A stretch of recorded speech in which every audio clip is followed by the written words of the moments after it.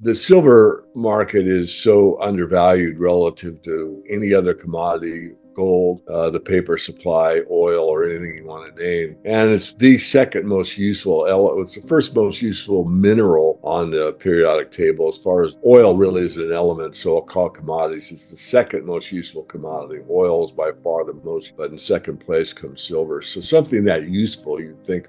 I think we're in the normal summer doldrums. You're going to see a trading range in the summer, probably for July, August, September. August is usually the low for both the metals. I think that will be the case. I think you'll get into the fall, October, November, and you'll see silver and gold both start to reassert themselves. I think by the end of the year, you'll see new highs for this year, gold above 2,500, let's say, and silver in the 33 or so. And then 2025, I think we're going to see an acceleration year where silver could double. Gold, I don't know if it could double. It could. I mean, could is an easier word than would, but I think you'll see an acceleration. And then depending on what happened, what the nation states come up with a new monetary system, if they propose one, if there's restrictions on capital flows between nation states, what happens with the war efforts, whether they subside or increase. There'll be a lot of factors that will determine what the precious metals do. But on balance, I think even in a calm environment, one no worse than we currently have, you'll still see a massive acceleration in metals, because I think the real estate devastation is taking place in commercial real estate in the United States hasn't worked its way through the system yet. And a lot of people that have basically counted on things to be status quo with their IRAs, their 401ks, the stock market in general, the real estate market, are in for a rude awakening, so to speak, and realizing that these things don't go up forever, and they do go up and down, and that there has to be some adjustments made in the monetary reality, and that this is going to hit home, and they're going to start asking themselves, well, where do I go? And the answer is, one place you can go is precious metals arena. And as that starts to rein into the consciousness of people, not only in the United States, but on a global basis, you'll see a run to gold, I think, like you haven't never seen before. What is one misconception about silver that you are dying right now to debunk? Well, one is the ratio is 16-1 in the ground. It's not, it's 7. That's pet peeve. But I think another one is, using silver as money, and people not understanding that, there's, an ounce of silver is about 25, what is it now? Near 30. And that's the average wage in America for the worker. I looked it up on Google. At least that's Google's. So an 8-hour day would be 8 ounces of silver. So 8 times 30 would be 240. Is that right? Anyway, the point being is you could pay everybody in silver for about 3 or 4 days, and then you've run out of silver to pay them. So that proves that the value couldn't be used at that level as a monetary. Basically, it wouldn't have a high enough value. So you'd have to set the value different to where an ounce would say 10 times its value. So it'd be $20, $30 an ounce is 300. In that case, then you could probably use it in the money. So it still has a monetary aspect. There's no doubt about it. But to be valued as a monetary asset, it's incorrect. Valued as a commodity only, that's debatable, but a lot of these primary silver mines are mining about, so they're not making. This is the time of year when the precious metals market, gold and silver alike, tends to slow down a bit, almost like it's taking a breather before gearing up for something bigger. The summer months, July, August, and September, are typically quieter, characterized by less movement in the metals. And historically, August is often the low point for both gold and silver prices. But make no mistake, this calm won't last forever, and that's exactly why we need to talk about what's coming next. When October rolls around and the leaves start to fall, we expect to see a shift in the market as well. Gold and silver are not going to sit quietly on the sidelines. They're going to start pushing back. I believe we're headed for new highs by the end of the year, and I'm not just saying this because it sounds good. There are several key factors at play here that make this a real possibility. For gold, I anticipate it breaking above $2,500 before we ring in the new year. For silver, I expect it to push up to $33 or even higher. This won't be a small move. It will be a major assertion of strength for both metals. And if we look ahead to 2025, I see an acceleration year for silver in particular. Now, when I say acceleration, I mean it could easily double in price under the right conditions. Gold could see some substantial gains as well, though silver might very well outperform it in terms of percentage increase. Let's break down some of the dynamics that could contribute to this anticipated surge. One of the most important things to keep in mind is the broader economic and geopolitical landscape. What if there's a proposal for a new global monetary system? What if international relationships shift, leading to restrictions on capital flows between countries? And then there's the ongoing uncertainty around geopolitical tensions and potential conflicts. Whether they subside or intensify, each scenario brings consequences for the precious metals market. Even in the absence of extreme upheaval, the precious metals market is primed for a significant move. In a stable, yet uncertain environment, not much worse than what we're experiencing today, gold and silver still have substantial upside potential. Why? Because there's another element at play that a lot of people aren't considering, and that's the state of the commercial real estate sector in the United States. The situation there is dire, and it hasn't even begun to fully unravel. If we consider the historical performance of silver during periods of economic upheaval, there's every reason to believe that the metal will outperform gold in percentage terms during this upcoming surge. Silver is often called the poor man's gold because of its lower price point, making it more accessible to everyday investors. But let's not underestimate its potential. When silver moves, it moves fast. The relatively smaller market cap means that even modest increases in demand can lead to significant price increases. As we've seen time and time again, silver tends to lag behind gold during the initial phases of a bull market, only to catch up and even surpass gold as the market matures. We're approaching the point where silver will begin that parabolic move, and those who are positioned correctly will reap the benefits. And this isn't just a US phenomenon, this is going to happen on a global scale. Investors from all corners of the world are waking up to the risks associated with fiat currencies and heavily manipulated financial systems. When people in Europe, Asia, South America, and beyond come to the same conclusion, that the traditional financial system is in a precarious position, they too will turn to precious metals. The bottom line is this: the summer doldrums may be keeping prices quiet for now, but it's only a matter of time before we see significant action. Between the unraveling commercial real estate market, potential geopolitical shifts, and a looming crisis of confidence in traditional assets, gold and silver are positioned to make a major run. For those who are paying attention, the opportunity to get in ahead of the crowd is here, right now.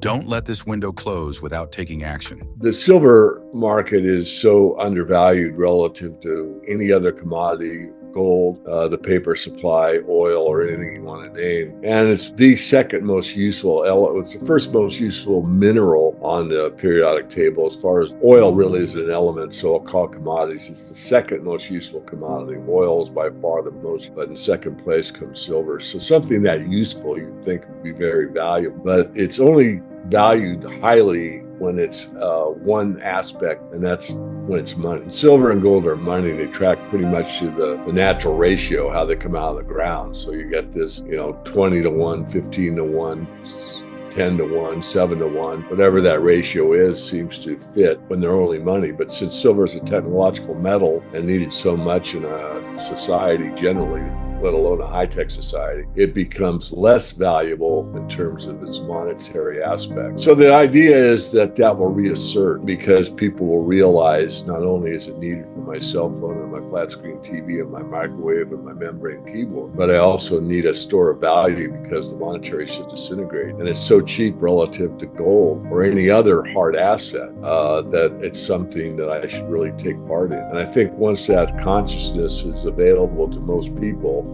that have some saving reserve, that it'll actually do something similar to what it did in 80. And that is, it will just do this parabolic move where it starts to not only outperform gold, but almost anything else in a very short time. And that's what I'm looking for, is a spike in the silver price at some point in the future. And I don't think it's going to be that far away. The quote unquote problem this time, or the advantageous part to a silver investor, stacker, speculator, is that the dynamics are so in favor of silver this time that you're not going to have this huge amount of silver that comes to the fore, like in 1980, where tea sets were smelted down and all that could happen. But the structural deficit, as projected, is greater than the amount of silver supply, with all above ground silver and all mining activity and all recycling. And let me explain. Going from this point forward, the amount of demand in silver for just industry eats up the total supply, recycling, and more, which means the above ground stockpile has to be eaten up. Now, there are variables. One is that, maybe the amount of solar that's projected to be produced won't be produced at that level. But then again, maybe it'll be greater. We don't know. The amount of investment demand could cease, which is above the industrial supply anyway, but that's what will take the price far higher. Maybe people say, I don't know, I'm going to buy platinum. I don't want to buy. Very, very doubtful. So the projection is that we could get a spike, and yet where the equilibrium is could be a very high price, because the amount of demand for industry alone, let alone the people that still want to preserve their wealth by owning some silver, might not be that willing to sell it at a huge paper price or a huge capital gain. They may just be willing to hold on to it because it still is, relatively strong valuation, only projected to go further up in value over time because the deficit continues through, you could say 10 or 20 years. Let's take a moment to talk about some common misconceptions about silver. The first one that I really want to address is this ground to market ratio. You've heard it said that silver comes out of the ground at a ratio of 16:1 compared to gold. That's simply not true anymore. The current ratio is closer to 7:1, meaning for every ounce of gold mined, we're only pulling 7 ounces of silver out of the ground. And this is crucial information because it tells us how undervalued silver truly is. The ratio in terms of price, right now it's hovering around 80:1, but in terms of mining, it's only 7:1. Something's got to give, and that something is likely to be the price of silver. Another point that often gets overlooked is the practicality of using silver as money. There's this idea that an ounce of silver could function as a practical monetary unit. Right now, an ounce of silver is worth roughly $30. If we compare that to the average daily wage in the United States, we find that a worker makes roughly that amount in a day. If we did the math, 8 hours a day, paid in silver, you'd be paying people 8 ounces of silver per day, which adds up fast. If we tried to use silver for wages, we'd run out of supply in a matter of days. This proves that at its current value, silver couldn't effectively function as a monetary base. It's simply undervalued in that context. If silver were to take on a monetary role, it would need a significant revaluation, perhaps tenfold to something like $300 an ounce. Then it might be possible to use it as money again. But this revaluation isn't just theoretical. It's grounded in the reality of supply and demand and the growing recognition of silver's intrinsic value. Unlike gold, silver is both a monetary asset and an industrial necessity, and this dual role is key to understanding why it remains undervalued.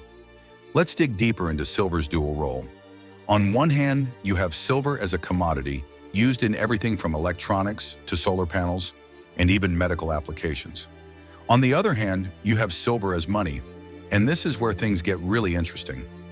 Historically, when silver and gold both served primarily as monetary metals, they tracked pretty closely to their natural ratio, be it 15:1, 10:1, or even 7:1.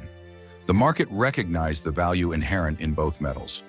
But in today's high-tech society, silver's role as an industrial metal has overshadowed its role as money. We use it in cell phones, televisions, microwave ovens, and countless other devices. Because of this industrial demand, silver's value has become skewed, and it's been treated as a mere commodity, not as a store of value.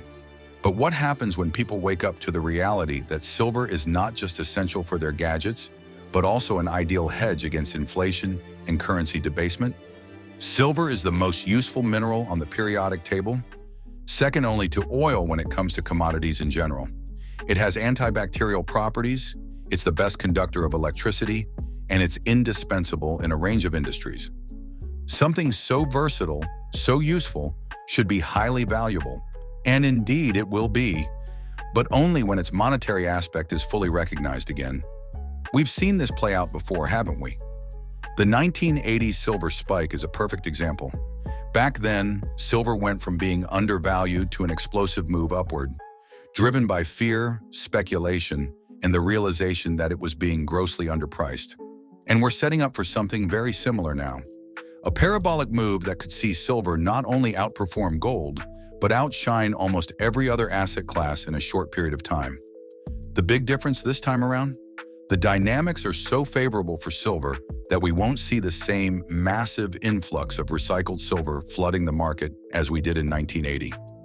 Back then, people melted down their old tea sets and sold their silverware to cash in on those high prices. While that could happen again to some extent, the structural deficit in silver is so deep that even recycled silver won't be enough to meet demand. Let's talk about that structural deficit. Right now, the amount of silver being mined, recycled, and brought to market simply isn't enough to meet industrial demand, let alone leave any excess for investment purposes. As it stands, industry alone is eating up the entire supply. And this doesn't even take into account the demand from investors. People like you and me who understand the need for a hedge against economic uncertainty. And here's the kicker. Even if the projections for solar panel production, for example, fall short, we still don't have enough silver to go around. The investment demand is what will push the price far higher.